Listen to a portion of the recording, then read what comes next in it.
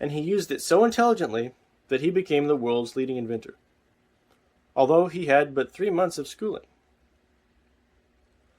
The secret was passed on to a business associate of Mr. Edison. He used it so effectively that, although he was making only $12,000 a year, he accumulated a great fortune and retired from active business while still a young man. You will find his story at the beginning of the first chapter.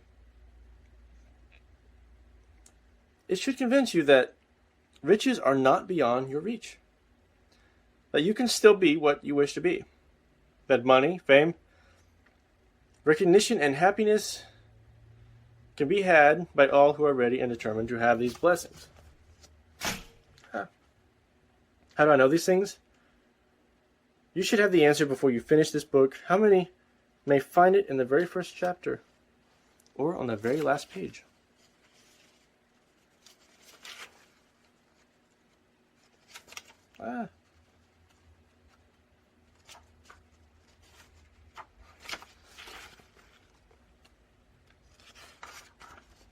While I was performing the 20-year task of research, which I had undertaken at Mr. Carnegie's request, I analyzed hundreds of well-known men, many of whom admitted that they had accumulated their vast fortunes through the aid of the Carnegie secret. Among these men were Henry Ford, William Wrigley Jr., John Wanamaker, James J. Hill, George S. Parker, E. M. Statler, Henry L. Doherty, Cyrus L. H. K. Curtis, George Eastman, Dr. Frank Gonzalez, King Gillette, and there's a whole list here that I don't want to read, but most of the people that you've heard of through history that were rich, they're on this list. So these names represent but a fraction of the hundreds of well-known Americans whose achievements, financially and otherwise, prove that those who understand and apply the Carnegie secret reach high stations in life. I have never known anyone who was inspired to use the secret who did not achieve noteworthy success in his chosen calling. I have never known any person to distinguish himself or to accumulate riches of any consequence without possession of the secret. From these two facts, I draw the conclusion that the secret is more important as a part of the knowledge essential for self-determination than any which one receives through what is popularly known as education. What is education anyway? This has been answered in full detail. As far as schooling is concerned, many of these men had very little, which is also very interesting, I think. John Wanamaker once told me that what little schooling he had, he acquired in very much the same manner as a modern locomotive takes on water, by scooping it up as it runs. Henry Ford never reached high school, let alone college. Attempting to minimize the value of schooling, but I am trying to express my earnest belief that those who master and apply the secret will reach high stations, accumulate riches, and bargain with life on their own terms, even if their schooling has been meager.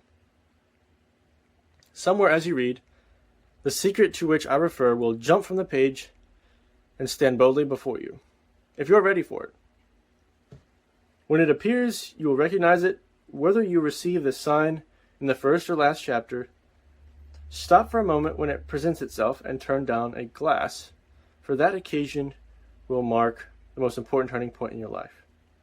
Turn down a glass. I think that means getting drunk. I'm just having to guess. I'm not sure. So we pass now to chapter 1 and to the story of my dear friend who has generously acknowledged having seen the mystic sign and whose business achievements are evidence enough that he turned down a glass. Or maybe it doesn't mean getting drunk. I don't know. It's some weird expression from 100 years ago. As you read his story and the others, remember that they deal with important problems of life, such as all men experience. The problems arising from one's endeavor to earn a living, to find hope, courage, contentment, and peace of mind, to accumulate riches, and to enjoy freedom of body and spirit. Remember, too, as you go through the book, that it deals with facts and not with fiction.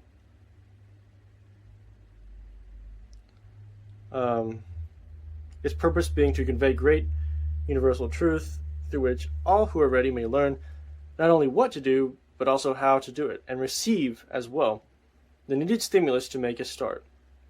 As a final word of preparation before you begin the first chapter, may I offer one brief suggestion which may provide a clue which the Carnegie secret may be recognized. It is this: all achievement, all earned riches have their beginning in an idea. If you are ready for the secret, you already possess one half of it. Therefore, you will readily recognize the other half the moment it reaches your mind. What he means is, if you are ready for the secret, that means you have some belief in it. You have some interest in it.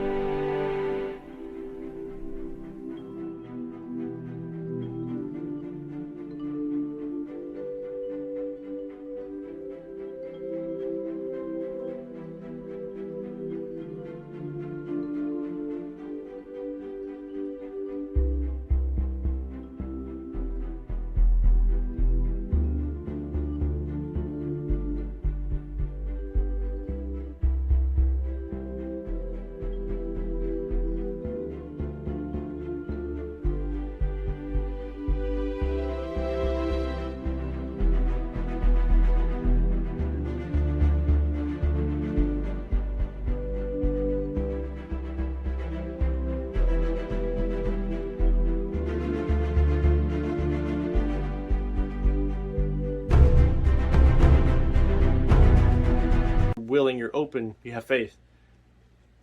That's a big part of it. Belief is also one of the tenets and ingredients in any kind of magical formula as well.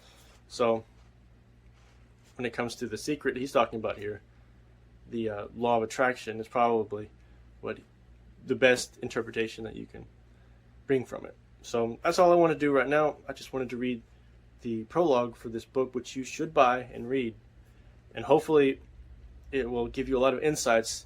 And I'm going to be going further on this channel and giving you more insights from other great minds like Napoleon Hill. Thank you.